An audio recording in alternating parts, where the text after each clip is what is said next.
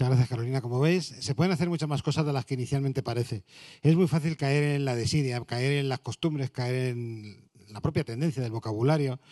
Muchas veces no nos damos cuenta de cómo las propias palabras que estamos utilizando, como os decía antes, son capaces de conducirnos a rutas y a senderos de acción que muchas veces son equivocados y que nadie haya decidido cuestionar simplemente porque forman parte del lenguaje coloquial. Y el lenguaje coloquial, por definición, no es cuestionable. ¿O sí? Bien, vamos a ir con la tercera de las charlas de hoy. La tercera de las charlas de hoy, tras una persona que ha emprendido, otra persona que ha emprendido en el campo social, es una persona que ha emprendido también, pero en un campo totalmente distinto. Incluso cuesta creer muchas veces que la gente emprenda en esos campos, pero la realidad es que se puede emprender. E incluso, Rubén ya nos lo comentaba al principio, él tuvo tentaciones de dedicarse a la investigación. Lo que ocurre es que la investigación está como está. Entonces, pues muchas veces tenemos o queremos buscar algo que nos permita obtener una rentabilidad mayor. Pero la investigación pura, la ciencia pura, no nos damos cuenta muchas veces de lo apasionante que puede llegar a ser. Una de las líneas de eventos que nosotros tenemos dentro de los formatos de TEDx Gran Vía Salón va dedicado exclusivamente a las charlas y a los debates en ciencia pura. Ya hemos celebrado un evento en donde estuvimos reflexionando acerca de la sensibilidad y la inteligencia de las plantas, donde descubrimos cosas como que las plantas hablan, por ejemplo. Descubrimos, por ejemplo, también que las plantas son capaces de recordar cosas que aprenden durante 40 días. E incluso el ponente se sorprendía porque él decía que en 4 horas se le olvidaba todo. Bueno, pues tenemos una línea también de salones dedicados a la ciencia pura, pero no nos damos cuenta de que todas estas cosas que hoy nos maravillan muchas veces son cosas que hace unos años estaban en un campo mucho más oscuro, que es el de la ciencia. Nuestra siguiente ponente se llama Zuberoa Marcos y está dedicándose a intentar mostrarnos cómo la ciencia, bien entendida, bien enseñada, bien transmitida, puede ser realmente apasionante.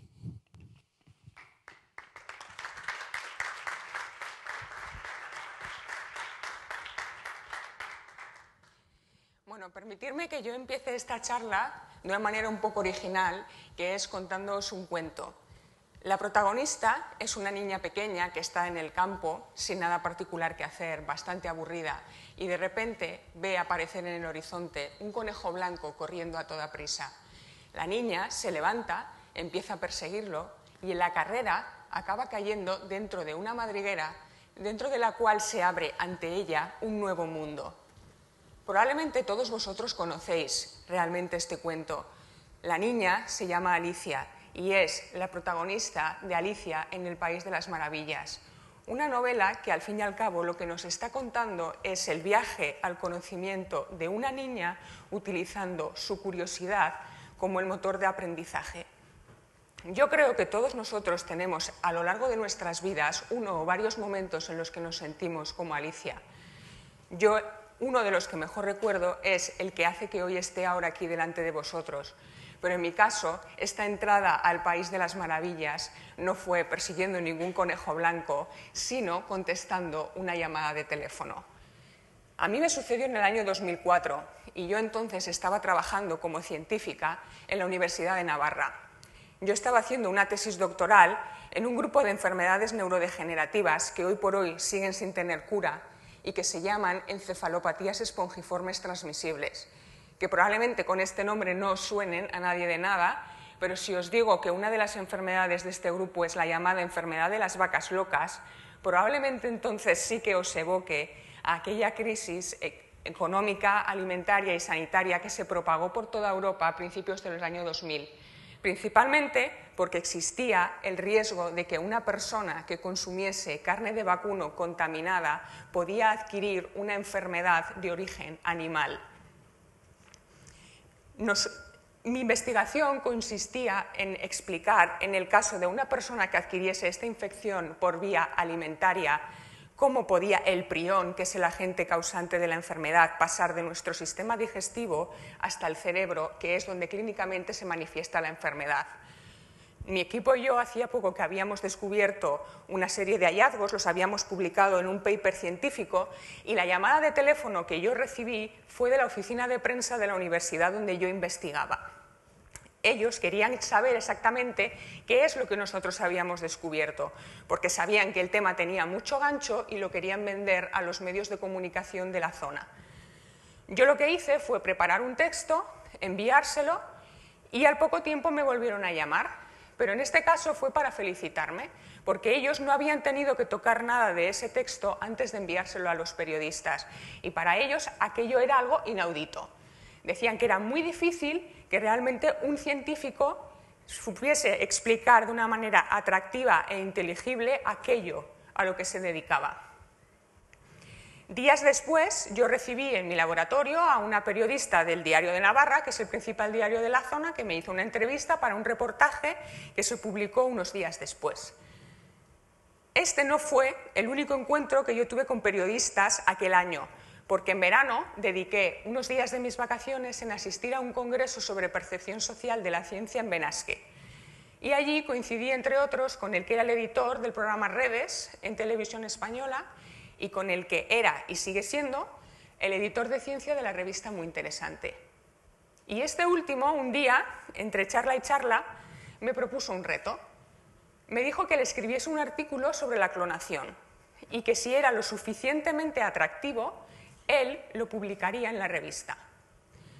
Bien, ese artículo se convirtió en el primero de muchos que yo fui escribiendo mientras iba completando mi tesis doctoral. Y fue lo que hizo que yo me enamorase del mundo de la comunicación. Hasta tal punto que decidí que una vez que acabara mi investigación me dedicaría completamente a la divulgación de la ciencia. Esta idea yo al principio no la compartí con nadie, ni con mi familia, ni con mis amigos, ni con mis directoras de tesis. Y no lo hice por lo que ya han comentado algunos de los compañeros que me han precedido, por miedo. Porque yo llevaba 8 años dedicada plenamente a la ciencia y ahora de repente yo me estaba planteando aparcar mi carrera como investigadora y emprender una nueva en un mundo que era completamente nuevo y desconocido para mí. Y me daba miedo pensar que aquello, esa idea que cada vez iba cogiendo más y más fuerza dentro de mi cabeza, podía ser una locura. También he de reconoceros que me preocupaba en parte el que dirían, porque hoy por hoy que un científico se dedique parte de su tiempo a divulgar aquello que investiga o la ciencia en general, sigue sin estar del todo bien visto por sus colegas de profesión. Imaginaros que lo que yo quería hacer era todavía mucho más radical. Ser divulgador de la ciencia simplemente no era una posible salida profesional para un científico. Es más, se consideraba que era echarse a perder como investigador. Pero a mí era un mundo que me generaba muchísima curiosidad y que me apetecía explorar. Entonces acabé mi doctorado, hice las maletas, me marché a Barcelona, me formé como comunicadora y empecé mi carrera como divulgadora científica. Trabajé en el programa Redes de Televisión Española, tuve la oportunidad, junto con 2 compañeros, de crear mi propio programa de ciencia en televisión, 314. Seguí escribiendo artículos, pero ya no solo lo hacía en revistas nacionales, también lo hacía en extranjeras, colaboraba con radios y hace 2 años di el salto a Internet cuando junto con Yahoo España creamos un canal de vídeos de ciencia en español. Los últimos 10 años para mí han sido un aprendizaje continuo. Como os podéis imaginar, yo no tenía ni idea de cómo se produce un reportaje de televisión cuando a mí el editor de Redes me dijo que tenía que hacer uno. Y tampoco sabía cómo se diseña un programa de televisión desde cero, cuando a mí un ejecutivo de Televisión Española me encargó que hiciera uno. Así os podría poner miles de ejemplos. Entonces, son lecciones que yo he ido aprendiendo poco a poco sobre la marcha. Yo no puedo decir, como otras muchas personas, que desde pequeña sabía lo que quería hacer. Yo, si os soy sincera, ni soy científica de vocación, ni soy periodista de vocación. Si yo me tuviese que describir a mí misma de alguna manera, yo diría que soy exploradora, porque explorando diferentes caminos, diferentes mundos que a mí me generaban curiosidad, es como al final he descubierto lo que realmente me gusta. Y en mi caso es comunicar la ciencia, porque me encanta conocer esos descubrimientos increíbles, esas cosas maravillosas que solo la ciencia te proporciona. Aprender de gente que tiene una sabiduría inmensa de temas muy diversos y sobre todo compartir eso con una comunidad de gente cada vez mayor. Y todo esto porque pienso que la ciencia hoy en día es demasiado importante como para no formar parte de la cultura popular. La ciencia, aunque muchas veces no seamos conscientes de ello, es una parte consustancial del mundo en el que vivimos, es una parte central de nuestra civilización. Nosotros, como especie, nos habríamos extinguido de no haber sido por la ciencia, y sin la ciencia nos acabaremos extinguiendo, porque frente a nosotros tenemos problemas como el cambio climático, como cómo alimentar a un planeta que cada vez tiene más gente, cómo obtener la energía que necesitamos sin seguir expoliando los recursos naturales del planeta. Todos estos son temas que requieren de decisiones que en parte son políticas, pero en parte también son científicas, y es importante que la sociedad conozca la ciencia de esos temas para que después pueda opinar y pueda participar activamente en los debates. Yo no sé si conocéis quién es la persona que aparece aquí detrás. Es el cosmonauta ruso Alexei Leonov. Este también es él, pero la fotografía está tomada 50 años antes, en concreto el 18 de marzo de 1965, cuando Leonov se convirtió en el primer ser humano en realizar un paseo espacial. 12 minutos estuvo flotando en el cosmos y millones de personas pudieron seguir en directo desde la Tierra su gesta a través de la radio y de la televisión. Imaginaros hasta dónde somos capaces de llegar las personas cuando decidimos convertirnos en exploradores. Leonov nunca imaginó que sería un pionero de las caminatas espaciales cuando decidió hacerse astronauta. Alexander Fleming jamás pensó que revolucionaría la medicina cuando inventó el primer antibiótico. Ni los exploradores del mundo del átomo jamás pensaron que inventarían el transistor, que hoy en día está en el corazón de la gran mayoría de dispositivos electrónicos que utilizamos cada día.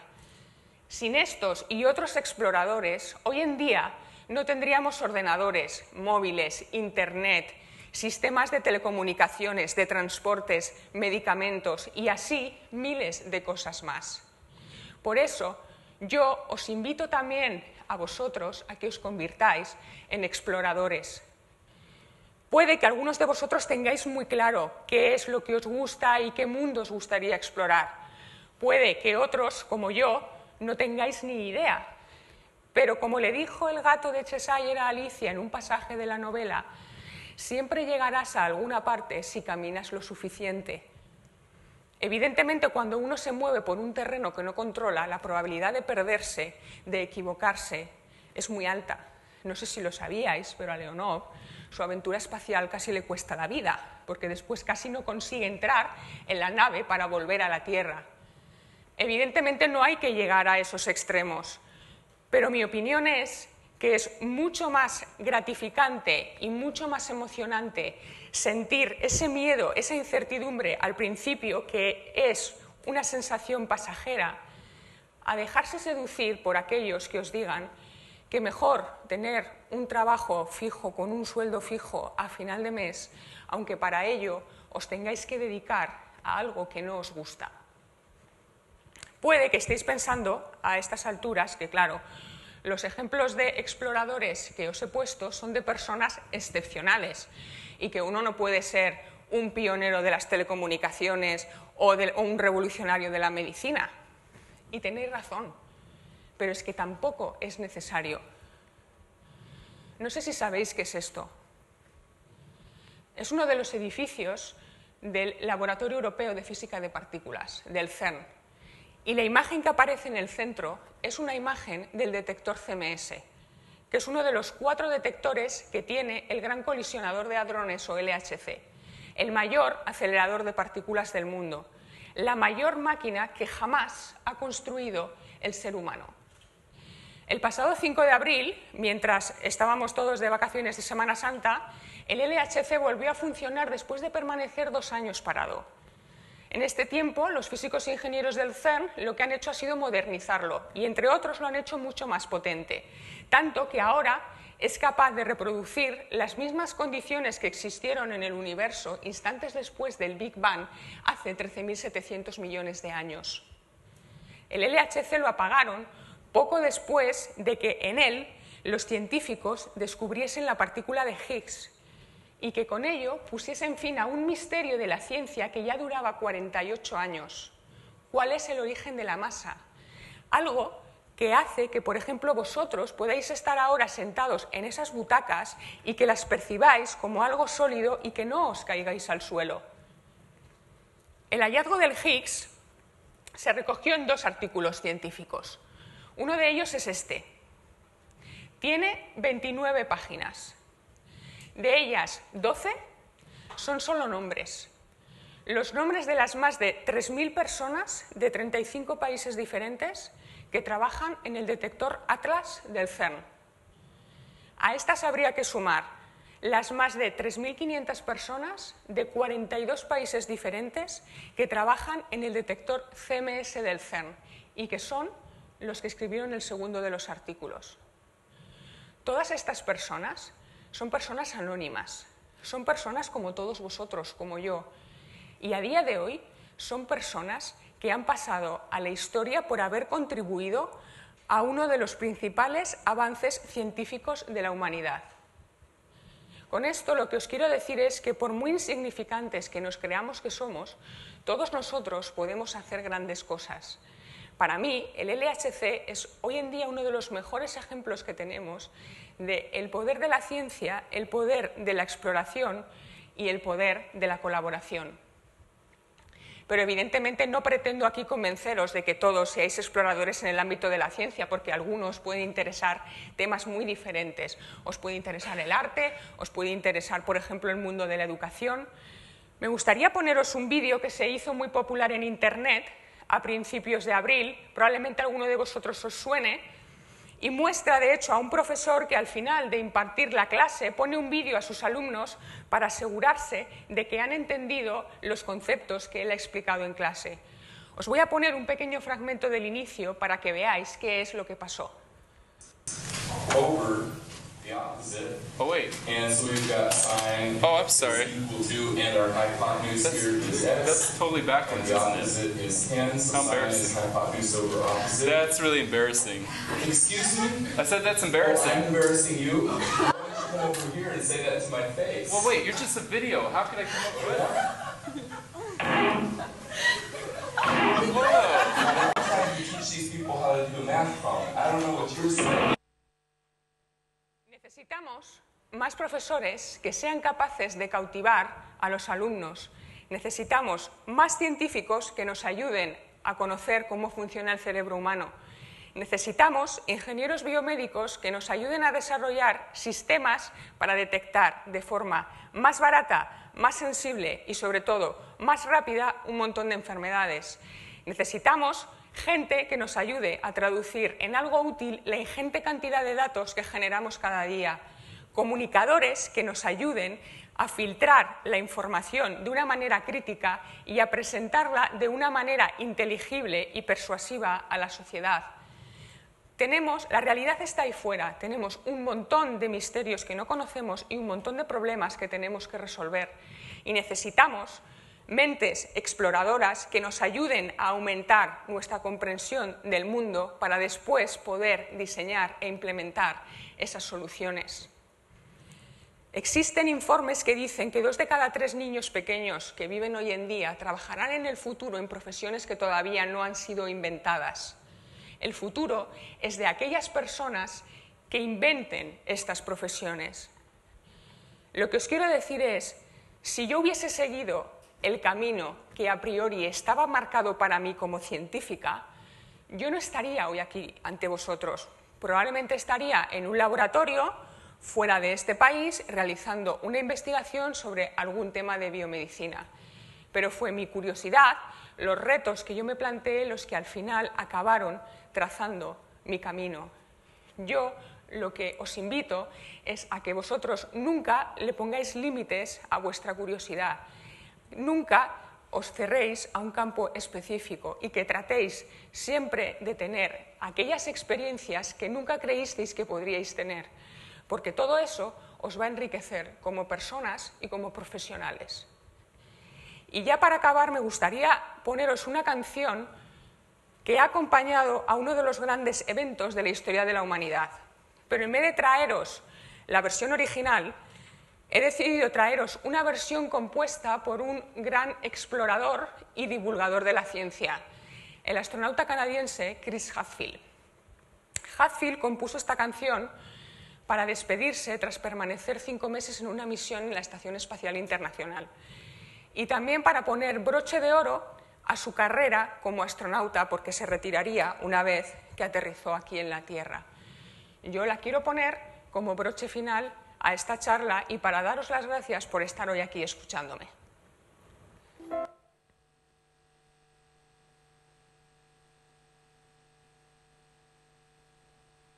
Pues no va.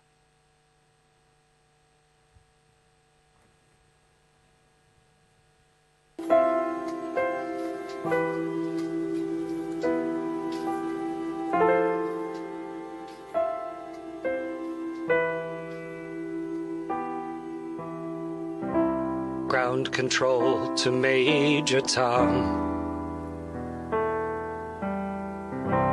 Ground control to Major Tom. Lock your Soyuz hatch and put your helmet on. 10. Ground control 9, to Major Tom. 8, 7, 6. Commencing countdown, engines on. 3, 2. Detach from station and may God's love be with you.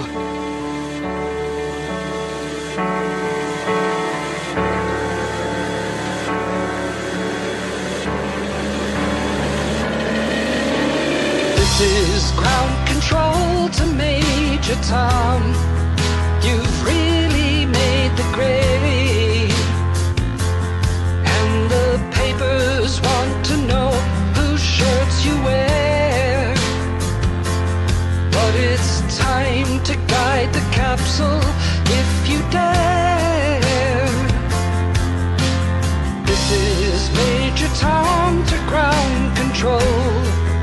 I've left forevermore, and I'm floating